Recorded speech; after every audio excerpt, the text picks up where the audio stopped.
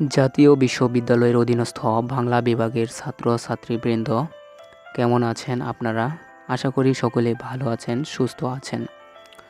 আজকে আমরা ধ্বনিবিজ্ঞান ও ভাষাতত্ত্ব এই বিষয়টি থেকে ধ্বনি পরিবর্তনের সূত্র বা কারণ, ধ্বনি পরিবর্তনের নিয়ম আলোচনা করব খুবই সহজভাবে।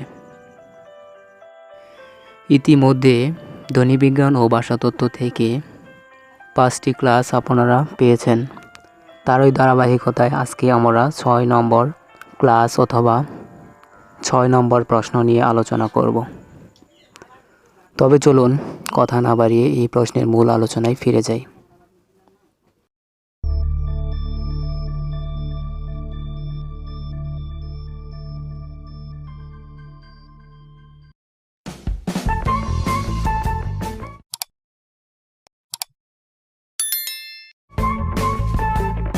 ধ্বনি পরিবর্তন। ধ্বনিগত শব্দের প্রথম অংশ থেকে দ্বিতীয় অংশে পরিবর্তন রূপ ধারণ করে, তাই আসলে ধ্বনি পরিবর্তন। ধ্বনি পরিবর্তনের নিয়ম 15টি। এগুলো আমরা 2 ভাগে ভাগ করতে পারি। ক. স্বরধ্বনিগত পরিবর্তন। খ. ব্যঞ্জন ধ্বনিগত পরিবর্তন। ক. স্বরধ্বনিগত পরিবর্তন।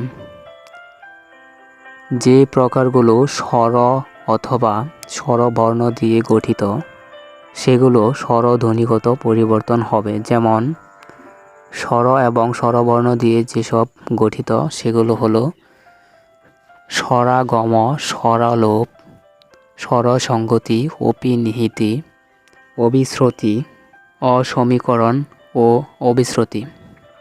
এখানে দেখেন সবগুলো শব্দের প্রথমে স্বর অথবা স্বরবর্ণ দিয়ে গঠিত। যেমন স্বর, স্বর, স্বরসংগতি, অপিনিহিতি, অসমীকরণ, অবিশ্রুতি, এগুলোর প্রথমে রয়েছে স্বর অর্থাৎ স্বরবর্ণ।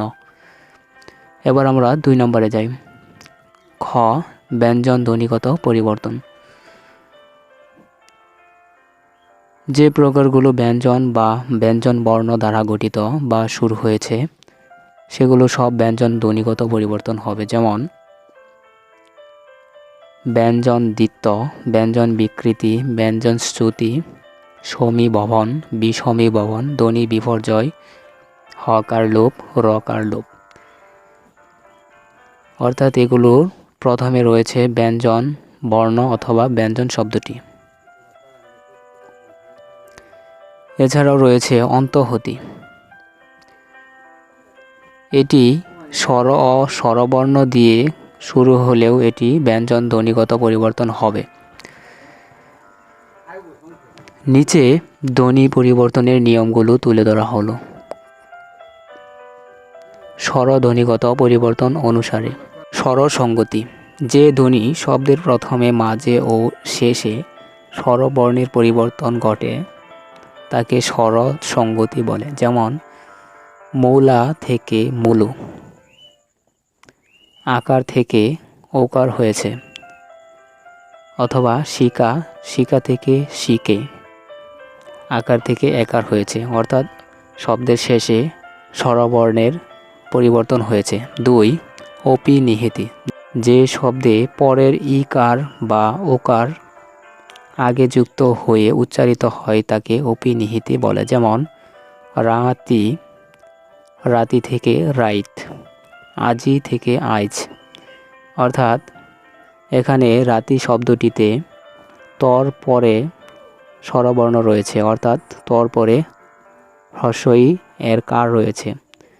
এটি পরে রয়েছে, পরেরটা আগে উচ্চারিত হয়েছে, অর্থাৎ পরের ইকার আগে উচ্চারিত হয়ে রাইত হয়েছে। 3. অবিশ্রুতি। যেসব শব্দের শেষে অন্তস্থ অ যুক্ত এবং ওইসব শব্দ যদি সাধু থেকে সাধু ভাষা থেকে চলিত ভাষায় রূপান্তর হয় তবে তাকে অবিশ্রুতি বলে। যেমন করিয়া থেকে করে, শুনিয়া থেকে শুনে, বলিয়া থেকে বলে। অর্থাৎ সাধু ভাষা থেকে চলিত ভাষা হয়েছে এবং শব্দের শেষে অন্তস্থ অ রয়েছে।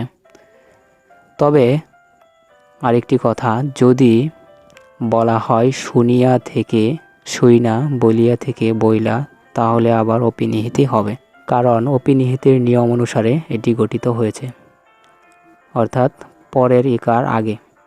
4. অসমীকরণ। দুটি সমবর্ণের মাঝখানে যদি একটি আকার এসে যুক্ত হয় তাহলে তাকে অসমীকরণ বলে, যেমন টপ যোগ টপ, মাঝখানে আকার হলে টপা টপ। এবার আমরা ব্যঞ্জন ধ্বনিগত পরিবর্তন অনুসারে প্রকারগুলো বিশ্লেষণ করি। 1. বিষমী ভবন। দুটি সমবর্ণের বা সমধ্বনির একটির পরিবর্তন ঘটলে তাকে বিষমী ভবন বলে, যেমন লাল, লাল থেকে নাল। দুটি সমবর্ণ ল একটি পরিবর্তন হয়ে নাল হয়েছে। 2. ব্যঞ্জনচ্যুতি। দুটি সমধ্বনির একটি লোপ হলে তাকে ব্যঞ্জনচ্যুতি বলে, যেমন বড় দিদি, বড় দিদি থেকে বড়দি, বড় দাদা থেকে বড়দা ইত্যাদি। 3. ব্যঞ্জন বিকৃতি। শব্দের মধ্য থেকে বর্ণ চলে গিয়ে নতুন বর্ণ যুক্ত হয়ে, অর্থাৎ শব্দের মধ্যে বর্ণরূপ পরিবর্তন করলে তাকে ব্যঞ্জন বিকৃতি বলে, যেমন কবাট, কবাট থেকে কপাট। শব্দের মধ্য থেকে চলে গিয়েছে, বর্ণ চলে গিয়ে অন্য আরেকটি নতুন বর্ণ যুক্ত হয়েছে। 4. ধ্বনি বিপর্যয়। শব্দের মধ্য থেকে বর্ণ পাশ পরিবর্তন করলে তাকে ধ্বনি বিপর্যয় বলে, যেমন রিস্কা থেকে রিক্সা, পাশ পরিবর্তন হয়েছে। আপনারা খেয়াল করে দেখবেন এখানে যে প্রকারগুলো রয়েছে এগুলো হচ্ছে একটার বিপরীত আরেকটা, যেমন বিষমী ভবন, ব্যঞ্জনচ্যুতি, এই দুটা একটার বিপরীত আরেকটা, অর্থাৎ পরিবর্তন এবং লোপ। তারপর হচ্ছে ব্যঞ্জন বিকৃতি এবং ধ্বনি বিপর্যয়, এই দুইটা একটার বিপরীত একটা, নতুন বর্ণযুক্ত এবং পাশ পরিবর্তন। তারপর 5 নম্বর অন্তঃহতি। শব্দের মধ্য থেকে স্বরবর্ণ সহ হারিয়ে বা লোপ পেলে তাকে অন্তর্হতি বলে, যেমন ফাল্গুন, ফাল্গুন থেকে ফাগুন। 6 নম্বর হকার লোপ। শব্দের মধ্য থেকে শুধু হ লোপ পেলে তা হবে হকার লোপ, যেমন আলাহিদা, আলাহিদা থেকে আলাইদা, অর্থাৎ শুধু হ লোপ পেয়েছে। তবে যদি আলাহিদা থেকে আলাদা হতো তবে তা কিন্তু অন্তর্হতি হয়ে যেত, কারণ তা থেকে হি মানে স্বরবর্ণ সহ লোপ পেয়েছে। আশা করি বুঝতে পেরেছেন। 7 নম্বর ব্যঞ্জন দ্বিত্ব।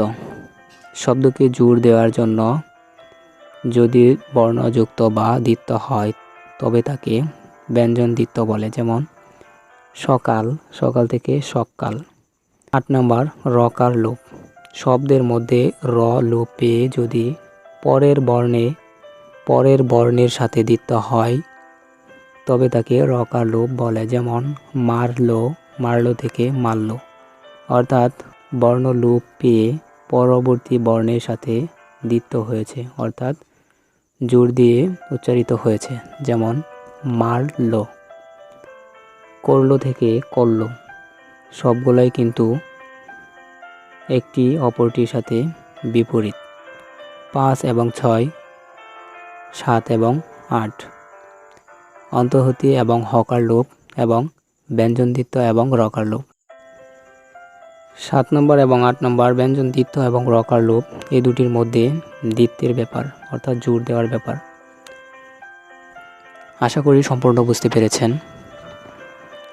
পরবর্তী ক্লাসে আমরা ধ্বনিবিজ্ঞান ও ভাষাতত্ত্ব এই বিষয়টি থেকে ইন্দো ইউরোপীয় ভাষা বংশের বিভিন্ন বংশের বিস্তারিত আলোচনা এবং ইন্দো ইউরোপীয় ভাষা বংশ থেকে বাংলা ভাষার উৎপত্তি, এটা নিয়ে খুব সহজভাবে আলোচনা করব ইনশাআল্লাহ। সে পর্যন্ত ভালো থাকবেন, সুস্থ থাকবেন। আজকের মতো বিদায় জানাচ্ছি। আল্লাহ হাফেজ।